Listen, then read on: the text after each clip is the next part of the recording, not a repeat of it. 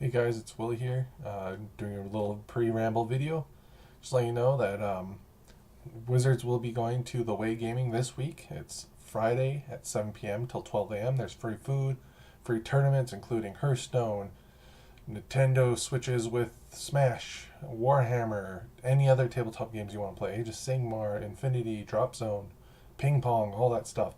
And did I say free food? So come on by, check us out. We'll be there running games. Learn how to play some kill teams for the kill team tournaments that are upcoming, and we're also going to be showing off some new stuff, including the new Age of Sigmar Khorne that we just talked about in this, or am going to be talking about in this video. So if you liked this video or like anything you hear from us, there are links down in below to show you where to go for that stuff. If not, we hope you enjoy this video, and thank you for dealing with us when we try to fix this mess and get these videos out as soon as we can. Hi guys, it's Will and Bryce and Glen. I got a cat on my shoulder like some creepy parrot. Next time, Gadget. Next time. We originally had this plan to be a video review with Brody. He was visiting with us a while ago. Due to technical errors on our side, the audio was not recorded, so we're just going to do this little voice thing. We'll use some shots from the video maybe if I still have it, and some ones that we downloaded off the internet to kind of put into the video.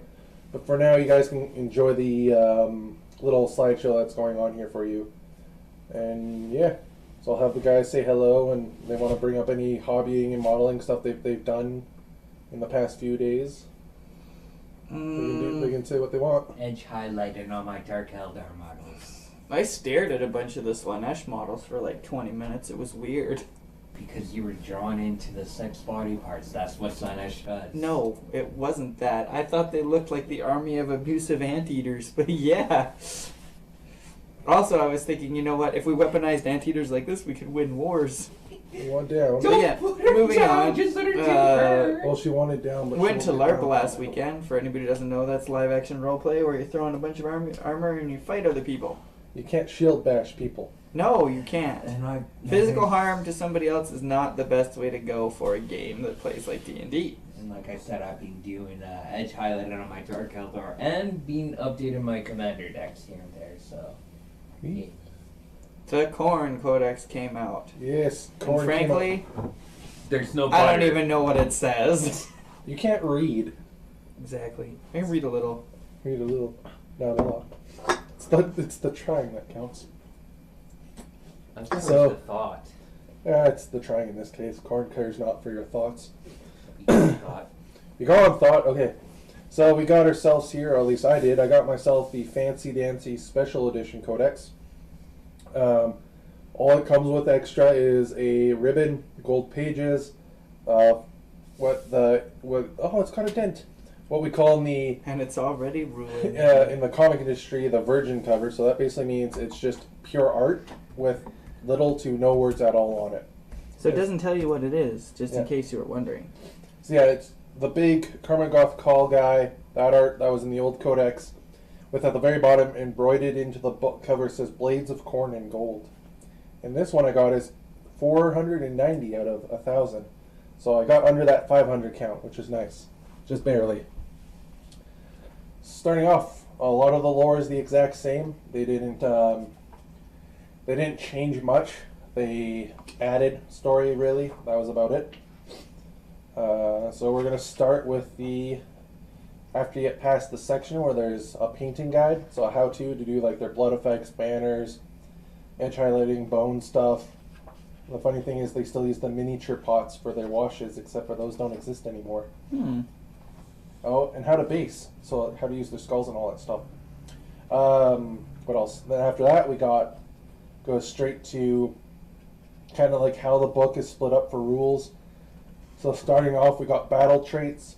Next off is command traits, your artifacts, your blood blessings, your judgments, which are like the new unlimited spell things that people have. Oh yeah, the spells that aren't spells. Yes, they're actually pretty cool.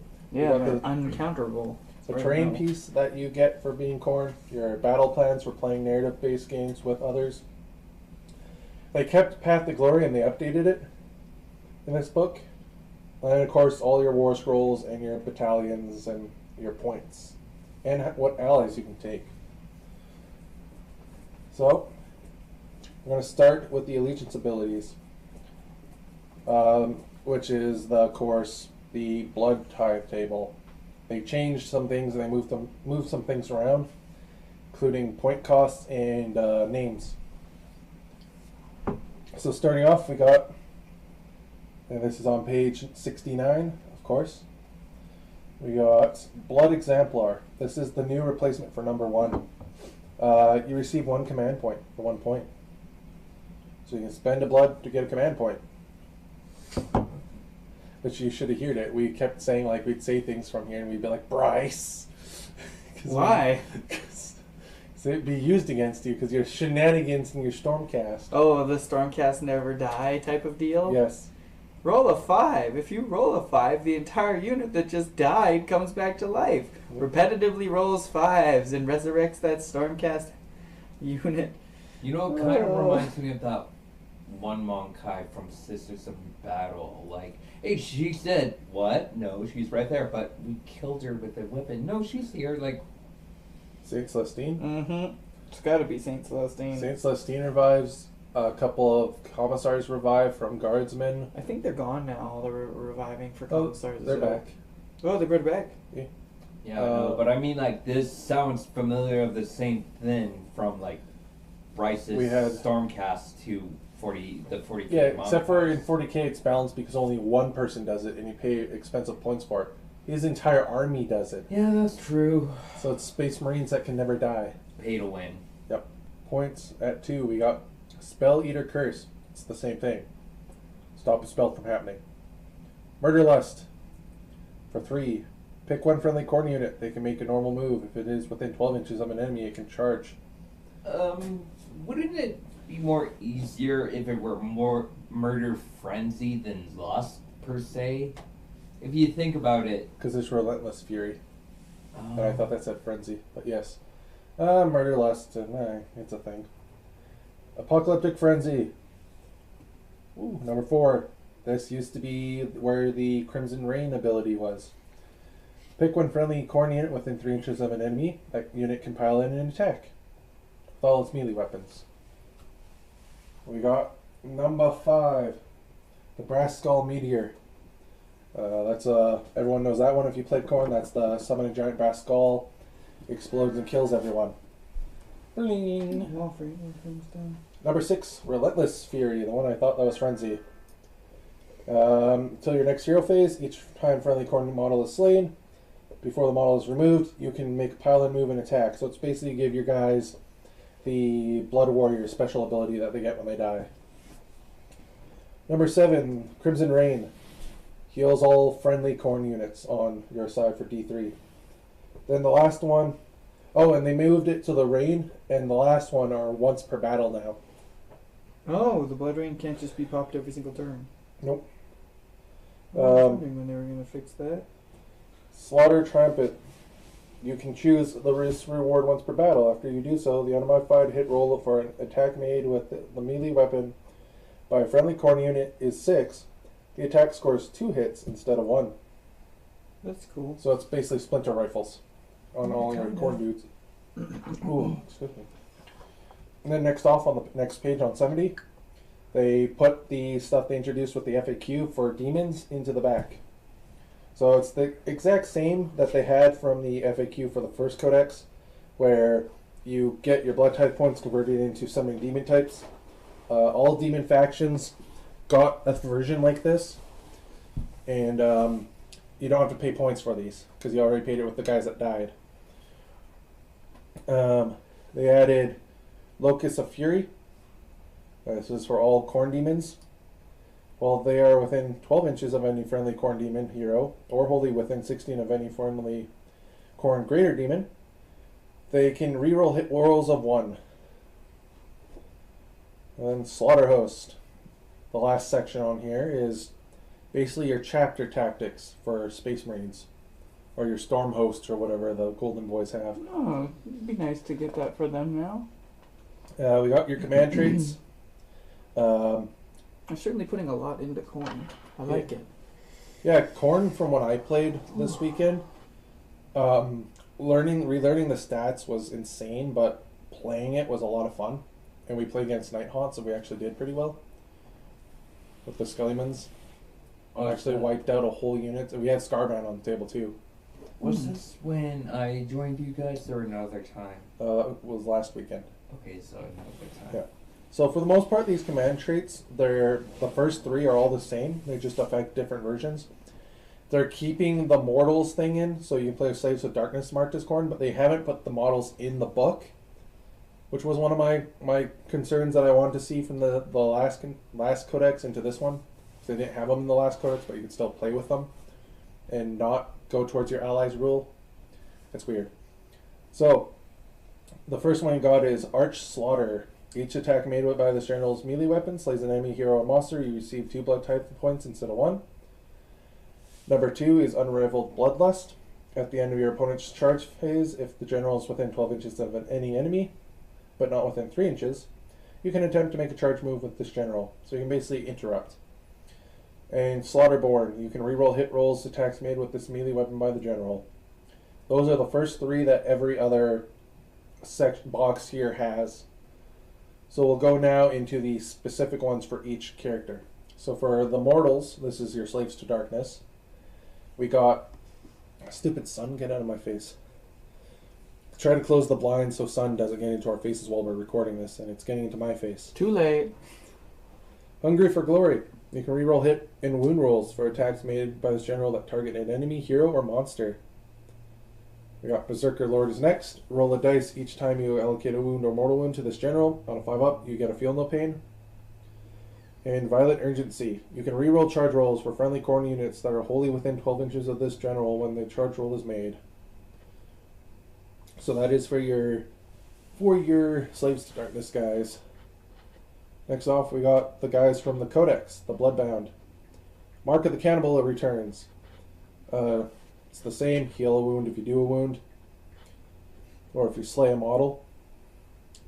Bloodsworn. I'm pretty sure that's about the same, but they changed it from within to wholly within. You can use your general's bravery instead. Discipline of Khorne. Add 2 to the attack characteristics of your general's melee weapon, which that will play an important part later on in this book, because they removed a certain ability. They removed my favorite one, the one where it triples your attacks, but if you don't kill anything, you become Chaos Spawn. Oh, yeah. They removed that. Oh, it's gone now. Yeah. But you can stack it so there's 8 attacks now if you do it right. Wow. That is quite a bit. You know it's true. Don't say it. You know it's true. You know it's true. But no, don't say it. I know what you're going to say. Don't say what? No, don't do it. I'm just going to show him the name. Hopefully he won't say it out loud. Oh, you know Bryce, he will. Rage, and then lastly for demons, we got Rage Unchained. Add 1 to the attack characteristics. Aspect of Death. If an enemy unit fails a battle shock within 8 inches, add D3 to the number of models that flee. Oh. And Devastating Blows last. That sounds about right. The auto-modified wound roll of an attack made with this melee weapon by the general is 6. The attack inflicts a number of mortal wounds on the target equal to the melee weapon's damage characteristic. And the attack sequence ends. Which is weird because a lot of the demon models got a thing where it used to be that way with Bloodletters. If you rolled a 6, you did a straight up mortal wound and their combat would stop. But now they do a thing where you do a mortal wound upon plus the damage that you do normally. So you got a chance to do 2 wounds now, because in 40k, the reason why you would stack Bloodletters is because you get an extra attack. So if you had 20, each one would do an extra +1 to their attack, so it'd be 2 per dude. And here it was just reroll 1s. It's like, or like your hit would be better or something like that. Then we got Artifacts of Power. Bunch of these are the same. They didn't change much. They reworded it and stuff to fix the things of the dark side. Sorry, my phone is still on. We got Heartseeker. That's a melee weapon, can reroll wounds, attacks made with the weapon. Caller of Contempt. basically anti-stop do magic thing. Bryce is just trying to get around the table here. Yep, trying to get off the table. We got Blood Drinker, inflict wounds, or more wounds. Oh, yeah. Made by the weapon cause mortal wound to be allocated to an enemy unit that was not negated. So you can't, even if you hit and wound, they still have to fail to save. You get D3 wounds back. That's not bad. Gore Cleaver got changed, I'm pretty sure. It only ups the rend characteristic of the model, and then they changed it to if you roll a 6, it just doubles the damage. Crimson Plate, reroll save rolls of 1. And Blood Rune, each time an made by the bearer, a melee weapon slays an enemy hero or monster, you receive 1 additional blood type point. That's not bad either. And we got our boners, meant to say banners. Got your boners? Got your boners? No. You're not a member of the Bone Daddy Army. Please stop. They changed it because, you know, the whole Holy Within thing had to be a thing, even though Khorne's all about being farther and farther away from each other and punching.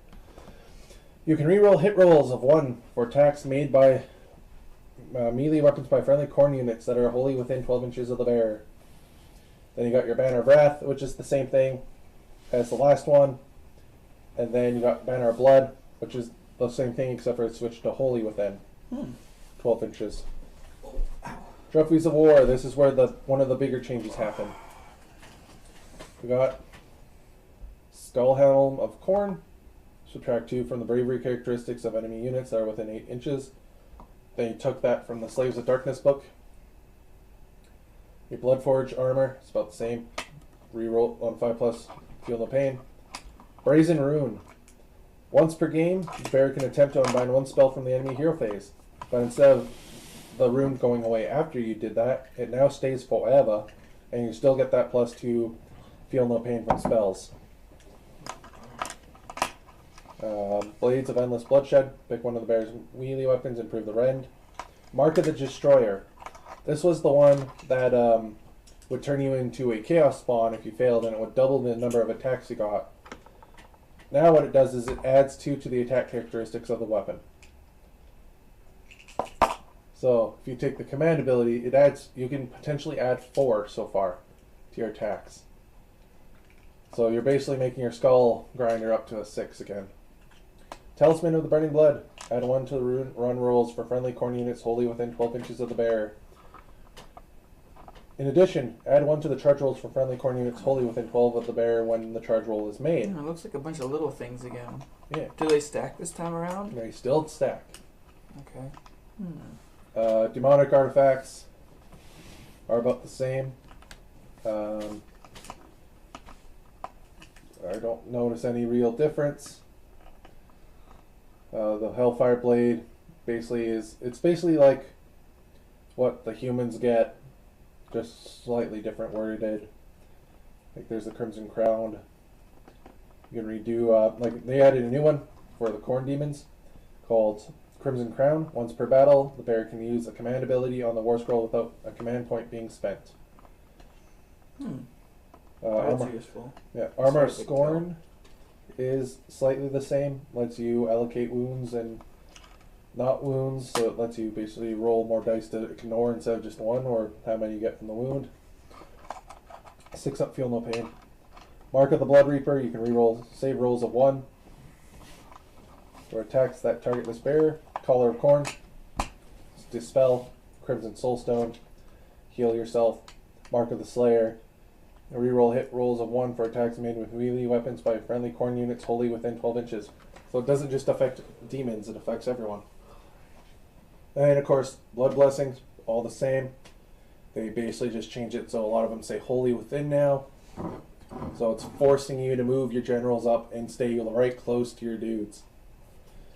Because when I first saw it, I was kind of under the impression, how do you, wholly within 12 inches, a Khorne unit of like 30 bloodletters? But it's possible, you just gotta hug. You gotta stick them all together, which is good because blast templates haven't been a thing for ages, and probably will never be a thing again. And I know a lot of our stuff was, you had to plan and stay back, and you had the inches, and then all your big front guys would charge, and then they'd be out, and then the guys would move in closer. Here it's, a lot of your guys that would stay in the back and like not die and like actually keep doing spells can actually survive a lot better and can actually move now instead of having to be stuck in your back. Then Judgment of Khorne. This is your kind of explains how you do it. Their war scrolls will have a amount that you have to roll on a dice. You gotta get that number or higher. It comes into the field and does its own thing. At the end of your turn, you gotta roll a dice, and if you gotta make that mark again. If you get that number, it'll stay for the next turn. Just because they're prayers, they're not spells, so they can't be dispelled. Which spell? Dispel. Who do? You do. Remember not to call them spells, they're prayers. They're prayers. The next off, we got the Skull Altar. So Sigmar does a cool thing where unlike 40k, you don't have to pay for a piece of terrain. You can usually only have about 1 or 2 on the field, depending on your army. The one for Khorne basically makes it so wizards who try to roll around it make it a lot harder, and your priests that are wholly within 8 inches can re-roll their tests to do prayers and judgments. It looks pretty nice. It's like someone cut a grain silo in half and left half the skulls in it. It's not bad. So what's your guys' opinion so far? So we've now cleared the special traits and abilities and are moving on to the chapters. I'm seeing a bunch of little buffs that probably work well if pieced them together. Where no one else has anything to throw in, we'll move on to the chapters. First off, there's 2 for demons and 2 for humans. Checking on my battery, we're good. So we got Reapers of Vengeance is the start. These guys are my personal favorite when it comes to fighting magic users because they are really good. How a Bloodboundy chapter works for Khorne is it'll give you an ability your army gets, command ability that you get extra, and a command trait and a artifact power that one of your HQs must take for this game. The artifact and the command trait can go on just the main one guy, or you can split them, but at least one hero has to have it. So, Reapers of Vengeance, starting off, we got Devour the Craven. That's its ability. So this is army-wide ability, and this is free. You don't have to pay point costs for it, which is the nice thing. If an enemy unit fails a battle shock test within 3 inches of any friendly Reapers of Vengeance demon, add D3 numbers to the models that fled this turn. So add D3 to the number of models that fled, is how they spell it. Their command ability, leave none alive. You can use this command ability at the start of the combat phase. If you do so, pick one friendly Reapers of Vengeance demon, wholly within 8 inches of a friendly demon model, with this command ability. After that unit has fought in the combat phase for the first time, if it is within 3 inches of an enemy unit, it can immediately make a pile-in move and then attack.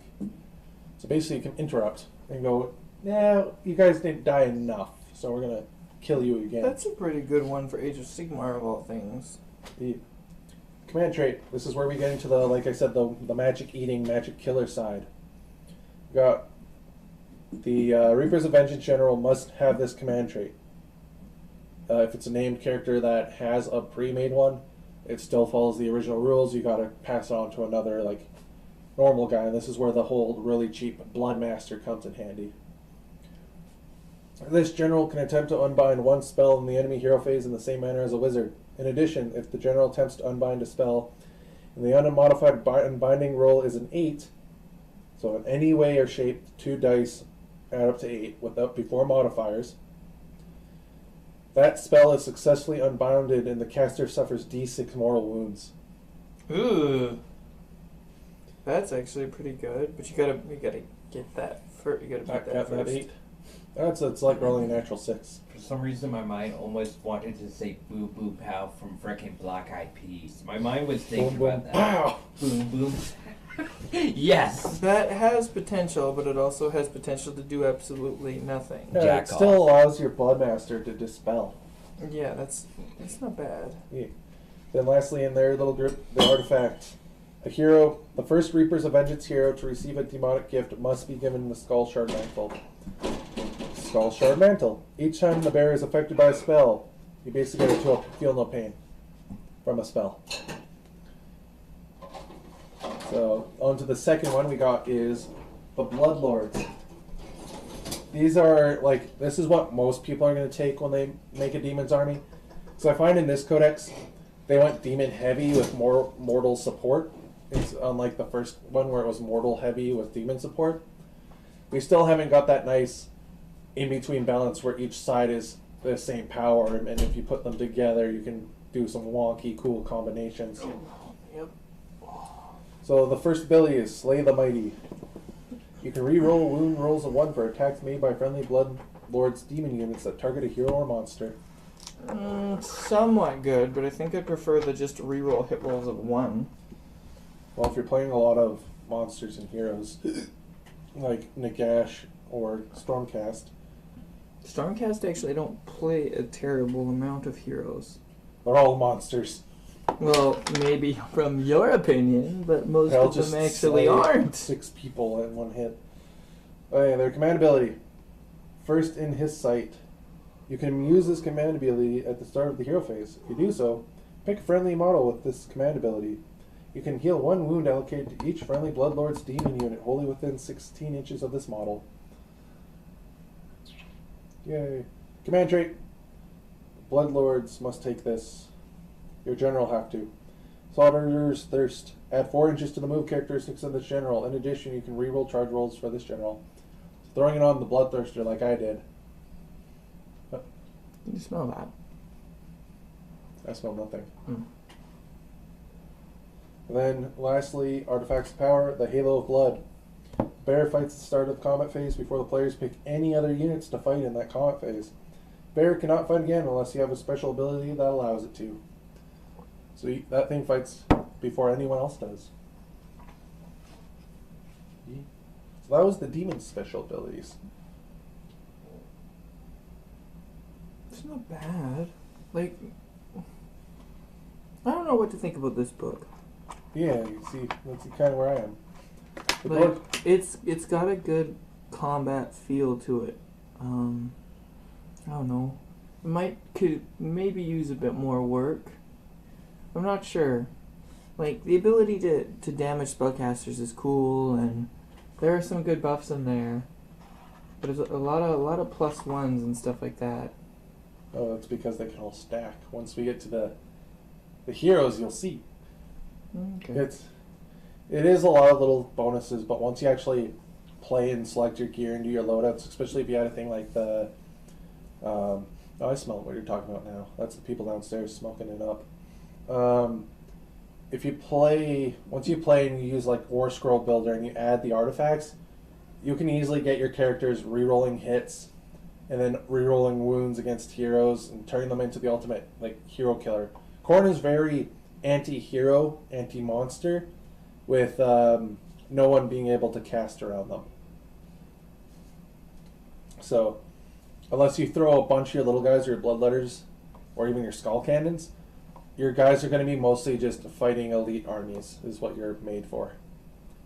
It's a swarm elites. So now we go on to the mortal side. This is the one that a lot of people will play, especially in tournaments, just because of objective-based games. Abilities, Tireless Conquerors. You can re-roll wound rolls of 1s for attacks made with melee weapons by friendly Gore-Tide mortal units, wholly within 12 inches of an objective marker. Command ability, Ever Onwards. You can use this command ability before you make a run roll of 1 for 1 friendly Gore-Tide Blood Reavers or Gore-Tide Blood Warriors, wholly within 16 inches of a friendly model with this command ability. If you do so, the run roll is treated as being 6. In addition, the unit can run and still charge later in the same turn. So you basically just roll and it's automatically a 6. You run up and then you can still run and charge. It's amazing.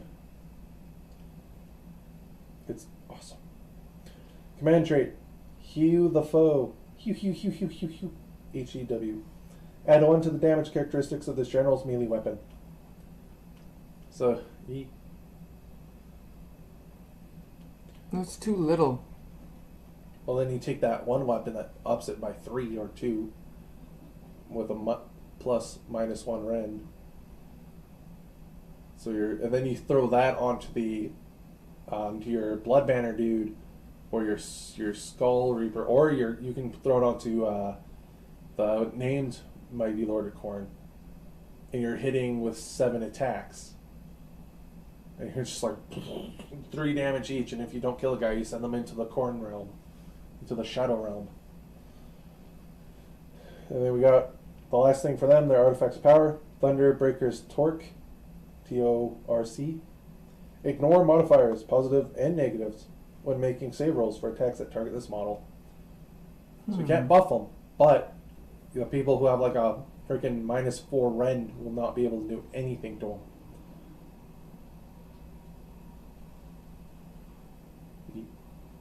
I don't think that's how that works. That's what it says. Ignore modifiers, positive and negative, when making save rolls. Oh, when making save, never mind. You're right.